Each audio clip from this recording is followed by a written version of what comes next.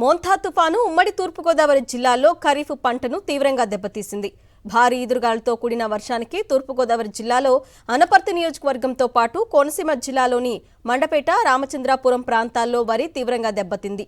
ప్రభుత్వం input subsidy అందించడంతో పాటు పూర్తిగా తడిచిన రంగుమారిన ధాన్యాన్ని కూడా కొనుగోలు చేయాలని, లేదంటే తాము నట్టేట మునుగుతామని రైతులు ఆవేదన చెందుతున్నారు. తుఫాన్ దెబ్బకు తూర్పుగోదావరి జిల్లా అతలాకుతలమైంది. వరి ప్రధాన పంటగా ఉన్న అనపర్తి నియోజకవర్గంలో అత్యధికంగా పంట నష్టం వాటిల్లింది. ఈ నియోజకవర్గం పరిధిలోని 4 మండలాల్లో 58,000 ఎకరాల్లో ఖరీఫ్ సాగు జరిగితే ఏకంగా 45,000 ఎకరాల్లో పంట నాశనమైంది.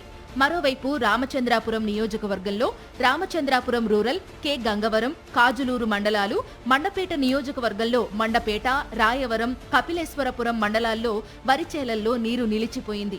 పైరు పూర్తిగా నేలకు వాలడంతో రైతులు గగ్గోలు పెడుతున్నారు. మీరంతా దయచేసి చంద్రబాబు నాయుడు గారు, లోకేష్ గారు, మన పవన్ కళ్యాణ్ గారు వీళ్ళందరూ కూడా మాకు అందరికీ చేసి పెట్టాలండి. చేయకపోతే మాకు దారి లేవండి. ఒక్కోటి ఎకరానికి 40,000 రూపాయలు పెట్టుబడి పెట్టి ఉన్నామండి. ఈ 2 ఎకరాలు చేను ఊడ్చండి, మొత్తం అంతా మామూలు మట్టి పాలు అయిపోయిందండి, భూమి పాలు అయిపోయిందండి. అంతా చూసి చేయాలండి బాబు. మీరు 10 ఎకరాలు చేస్తున్నానండి, మొత్తం పని చేయదండి. కట్టలు కట్టినా పని చేయదండి. మొత్తం 10 బత్తాలు ఉంటుందండి ఎకరానికి. పోయినట్టండి ఏమి రాదండి చేతికి, ఇంకా కోసినని. సాధారణంగా మెట్ట ప్రాంతంలో ఖరీఫ్ వరి కోతలు త్వరగా జరుగుతాయి.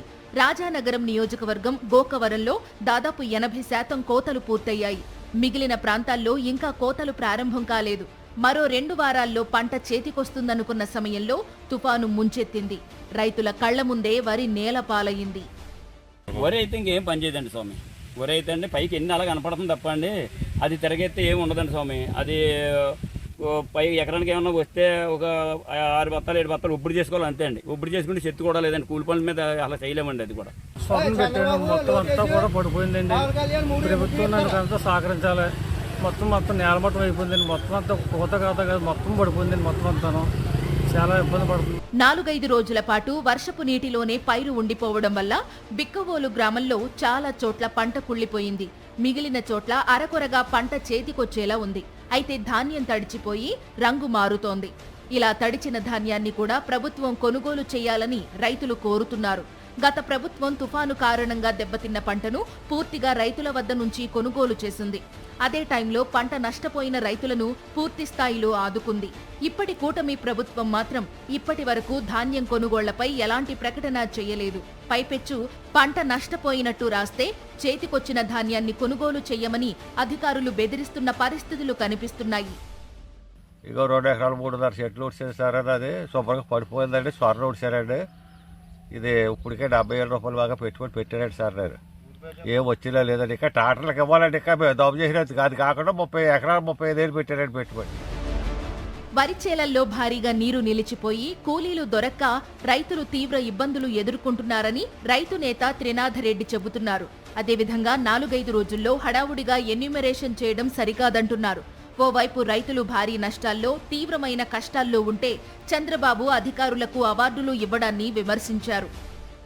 మొత్తం వరి కంకిలన్నీ కూడా కిందకి పడిపోయిన తర్వాత అది వాటర్లో, ఎప్పుడైతే వర్షాలు వచ్చి వాటర్లో ఉండిపోయిందో ఆ వాటర్ రిసీట్ అవ్వాలి. రిసీట్ అయిన తర్వాత మాత్రమే ఆ ధాన్యం ఎవరు కొంటారో, ఏంటి ప్రభుత్వం కొంటదా లేదా ప్రైవేట్ వాళ్ళు కొంటారా లేదా అనేది అర్థం కాకుండా ఉండే పరిస్థితి.